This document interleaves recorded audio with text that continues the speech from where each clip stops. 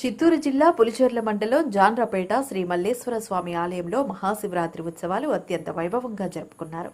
ఆలయంలో గురువారం స్వామివారికి రుద్రాభిషేకం నిర్వహించి ప్రత్యేక పూజలు చేశారు. రాత్రి ఆలయ ప్రధాన అర్చకులు రాజశేఖర దీక్షితులు గిరిజా కళ్యాణం వేద మంత్రాలతో నిర్వహించారు. ఉభయదారుడు గోటూరు అమర్నాథ్ రెడ్డి పూజా కార్యక్రమాలు జరిపించారు. అనంతరం సిద్ధ పూజను నిర్వహించి పూజలు చేశారు. ఉభయదారులు జయప్రకాష్ రెడ్డి పూజా కార్యక్రమాలు జరిపారు. భక్తులకు అన్నప్రసాద వితరణ గావించారు.